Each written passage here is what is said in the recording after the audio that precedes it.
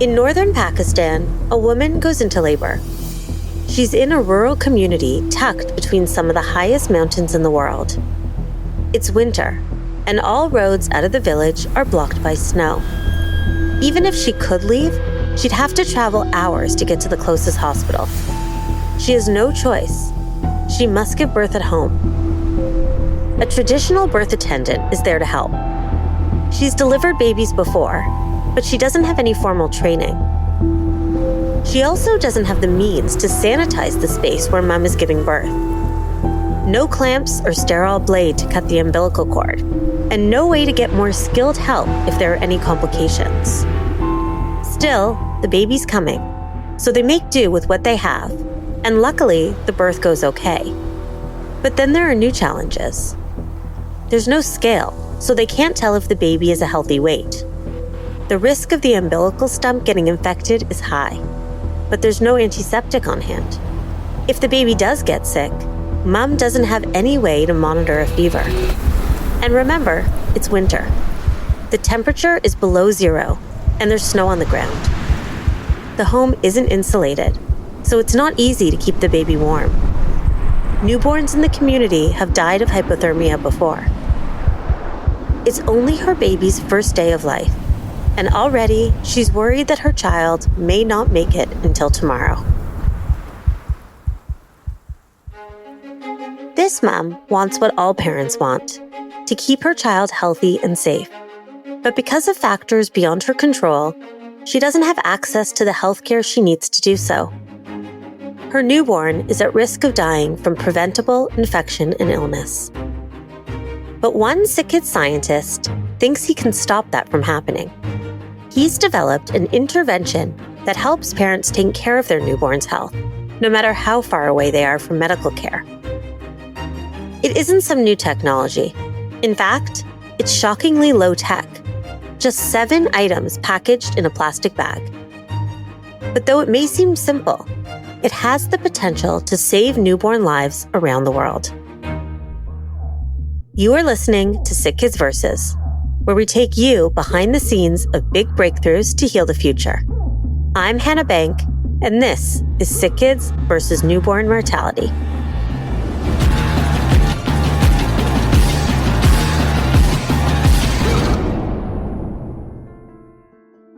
Over the past 30 years, the world has made tremendous progress in preventing child death.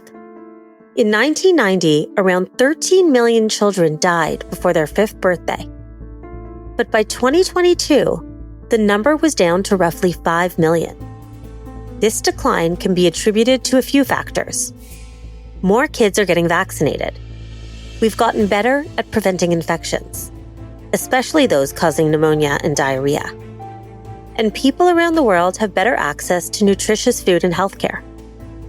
The end result is an almost 60% reduction in child death, a remarkable achievement. But this number doesn't tell the whole story. So when we say child mortality in global health, typically what we're referring to is children who die before their 5th birthday. That's Dr. Sean Morris, co-director of the SickKids Center for Global Child Health. There has been a decrease in infant and newborn deaths as well, but not nearly as quickly as the rate of deaths in older children has gone down. And I think it's not a stretch to say that it may be the single biggest problem in global child health. My work now mainly focuses on newborn mortality. The very first month contributes about half of all of the deaths that happen in the first 60 months of life. And so that's the problem I decided to focus on for a lot of my global health research, because it's such a big remaining part of one of the biggest remaining problems, which is still far too many children die. It's a global issue, but all babies aren't equally at risk. Where you're born has a big impact on your chance of survival. In Canada, about 4 out of 1,000 babies who are born alive die in the first month of life. In many lower resourced settings and countries around the world, that number may be 10 times higher. So 40 babies, approximately, out of 1,000 who are born alive will die before they reach the end of that first month of life. The reason these newborns are more at risk isn't biological, it's contextual. Many of the biggest risks to newborn health, being born prematurely, birth complications, infections, and congenital conditions, are things SickKids and other Canadian hospitals can prevent or treat. But in many places in the world, this kind of healthcare just isn't accessible, no matter how hard a parent tries. So I think it's a universal truth that essentially every pregnant person wants their pregnancy to be healthy and wants the delivery of their baby to be safe. But there are many, many challenges and barriers that make it very hard for these women to choose where they would like to have their baby, to ensure that those desires are met in terms of safety and health. The facility is just too far. Somebody might not be able to pay somebody to transport them. Sometimes there are other cultural or social barriers that stop a woman from accessing a facility delivery. The delivery may happen in the home onto a mat or onto a bed or onto the ground. And many of the tools that are required to have a clean and safe delivery are not available in that context. Nor, if there are complications or problems, is there a way to easily access the emergent type of care that is needed. That shouldn't happen. And there are ways to prevent that from happening. But how do you do that exactly? It's a question Sean asked himself over a decade ago.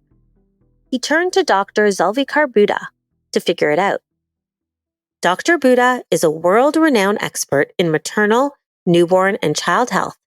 Today, he and Sean are co-directors of the SickKids Center for Global Child Health, a hub of research, education, and advocacy dedicated to improving kids' health in countries around the world. But 10 years ago, they were just two colleagues trying to solve a problem. They knew there were proven ways to address the individual causes of newborn deaths. They wondered if they could bundle all of those solutions into one simple, portable, low-cost package. From those discussions, we developed what we call the Integrated Newborn Care Kit, or INIC for short. And that is the intervention in its various iterations, because it has changed a little bit over the years, that we've trialed in Pakistan and in Kenya to basically understand, does it work? Can it be implemented? I asked Sean to take me through the current kit and show me what tried and tested tools made their way into the final product. So it's a small sealed Ziploc bag, essentially. And inside of this are all of the different parts of the Integrated Newborn Care Kit. There's items to help during labor, like a plastic sheet to give birth on, a sterile blade to cut the umbilical cord clamps, and plastic gloves for delivery. There's a topical antiseptic to keep the umbilical stump clean. There's sunflower oil to massage into the baby's skin, protecting the skin barrier. There's a sticker that changes color based on the baby's temperature, a made-in-Pakistan fleece blanket, and a click-to-heat warmer, like the kind you use to keep your hands warm when you're out on a cold day. And there's a drug that can reduce the risk of postpartum hemorrhage. We also included what I think is another really important part of the kit that is new in the current version of it, which is a pictorial guide. We engaged a local Pakistani artist to draw out how all of the different parts of the kit are to be used. Even with all those items, the kit is estimated to cost about $5 American to make.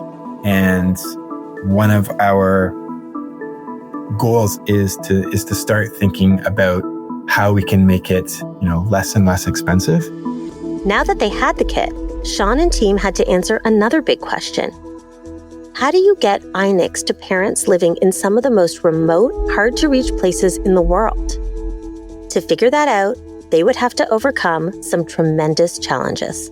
Yeah, I think tremendous challenges is to put it lightly. SickKids breakthroughs are only possible with the incredible support of our donors. That's why we're proud to recognize CIBC as the premier partner of the SickKids Versus podcast. The bank and its team members care about making a difference. CIBC has championed SickKids for over 30 years and is the largest corporate supporter of the SickKids Cancer Sequencing Program.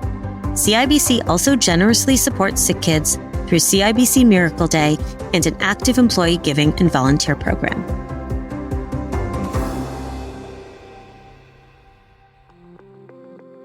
To test if the kits could truly save lives, the SickKids team needed to see them in action. As Sean mentioned, they ran trials in Kenya and southern Pakistan, which helped them fine-tune the kit. Then they partnered with Aga Khan Health Services and the Regional Department of Health on a multi-year study in northern Pakistan. Pakistan has one of the highest newborn mortality rates in the world, and babies living in rural parts of the country are particularly at risk.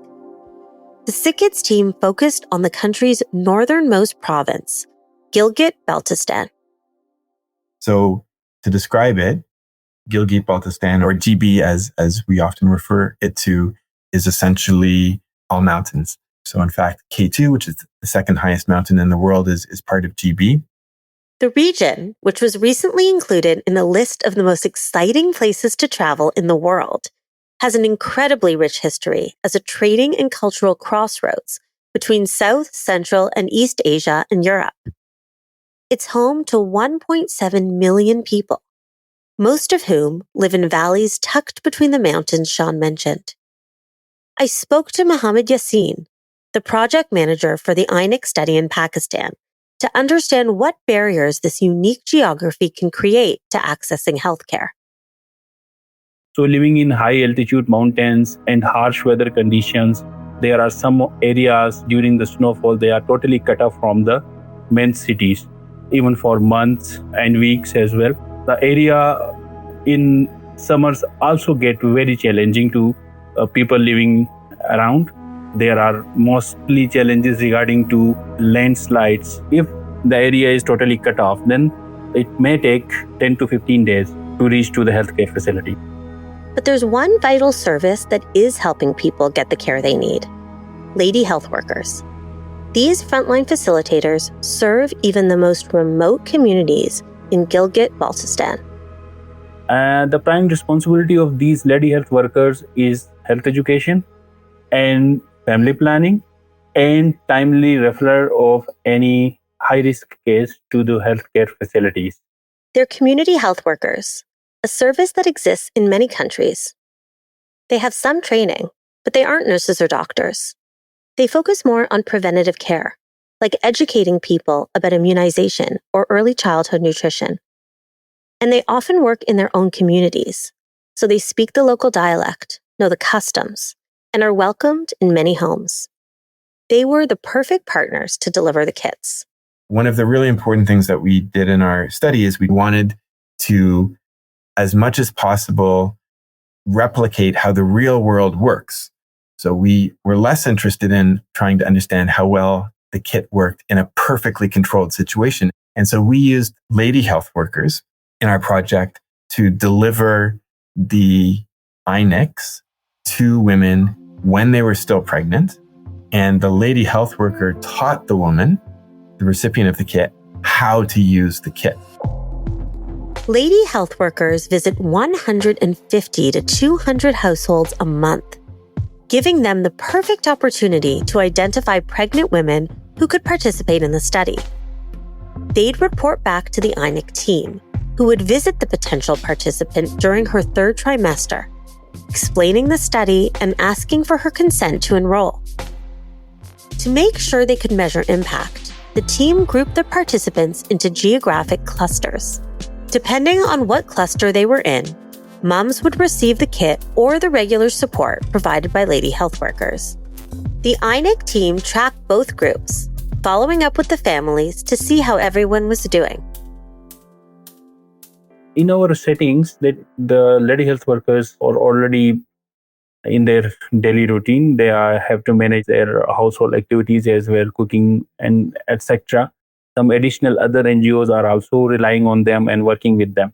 Despite all additional duties assigned to these lady health workers, when we visited these lady health workers, and they were very happy with the INEC kit, as they were saying that this is the thing which we were looking for. Because they live in the same remote communities they serve, where access to technology is limited, we weren't able to speak to a lady health worker. But Yassine and his team saw firsthand how dedicated they were to delivering the kits. One story of a lady health worker from the village of Machulo stands out to Yassine. The scenario was basically in winters when there was limited access to the households. This lady health worker went by foot and covered several miles to just deliver this kit to the family, to the potential participant which was enrolled in our study. And she just not only delivered this kit, she further explained each and every component to the mother. So far, more than 19,000 people across Gilgit-Baltistan have been enrolled in the INEC study. And almost 99% of those who received the kit have used it, including one mom who was worried about losing another newborn. She said that she had previously babies born that were having some infection prevention issues, and she had also lost one of her baby in last her deliveries due to the unavailability and access to the healthcare facilities and proper hygienic practices. After using this kit, she said the infection prevention practices has helped her baby to survive. She has mentioned that this intervention should not stop. This intervention should expand in future for the betterment of the communities and the families. Parents weren't the only people seeing a big benefit from the kit. The team also heard from community midwives who were often given the INECs by families to use during delivery. You're going to hear from one of those midwives now. Her name is Miriam. I was giving my services as a community midwife, practicing midwifery alongside my teaching duties. My reason was because of the lack of health facilities in my densely populated area. I was managing normal deliveries at home. However, the initiation of the INEC project by the Aga Khan Health Service Pakistan significantly eased my work. This kit almost contains all necessary items for pre- and post-delivery. Testimonials like these showed Sean and Yassine they were heading in the right direction. But to truly understand if the kits were working, they needed to see if the data lined up with what they were hearing from parents and community health workers. It took a lot of early morning conference calls, all-night text threads, and many, many emails. But those long hours and hard work led to the completion of the INEC study in 2024. The team had overcome countless hurdles, including the lingering risk of COVID, extreme weather events cutting off access to villages, skyrocketing inflation that skewed all budget predictions, and the daily challenges of conducting a scientific study from over 6,000 miles apart. It was a really, really hard place to do science, and it's really an incredible testament to the amazing team that we had working on this project for over 2 years to pull this off. Now Sean and team are analyzing the data from 19,000 participants so they can present their findings to the world. When I spoke to Sean earlier this spring, he was able to give me a sneak peek of what they were seeing so far. This is, I think, going to be one of the major findings of the study, is that almost every single woman who received the kit used it and used it correctly. And we also collected information about would they use it again? Did they like it? Would they recommend it to their family and friends? And almost 100% of women, answered in the affirmative to all of those things.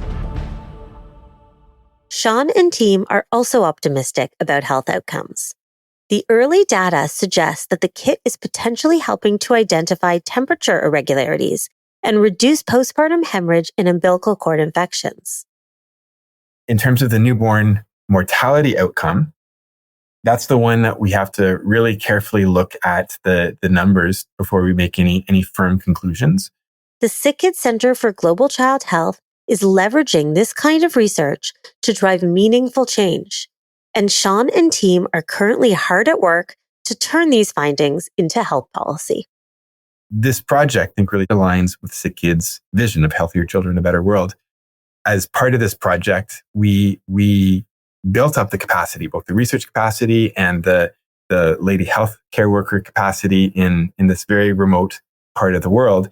And we are now shifting our focus to the knowledge translation aspect of the project. The team has been meeting with members of Gilgit-Baltistan's local government and healthcare system to discuss scaling the INIC project. Next, they're taking it national. That's ultimately the goal, is to not just do a study and publish it in scientific journals, but to continue to work on this to make sure that the information is getting into the hands of people who are making decisions about how to improve the health of the populations that they're looking after. And it's been really probably the biggest honor of my career to have the opportunity to lead this and work with all of the amazing people that have made this happen. And it's truly been a team effort. SickKids is more than a hospital in downtown Toronto, right? It's really a globally important child health institute that, through clinical care and research and capacity building, really projects its influence and the ability to positively impact child health literally to the farthest corners of the earth. From SickKids Foundation, I'm Hannah Bank. Thanks for listening. To support breakthrough research and care at SickKids, please visit sickkidsfoundation.com/podcast. And if you like this episode, subscribe and rate us wherever you listen to podcasts. SickKids Versus is produced by me, Liz Serrani, Neil Parmar, Jasmine Budak, Charlotte Darcy, and Rebecca Ostroff. This episode was written by Charlotte Darcy. Sound design and editing by Quill. Check out our show notes for related links and resources. Until next time.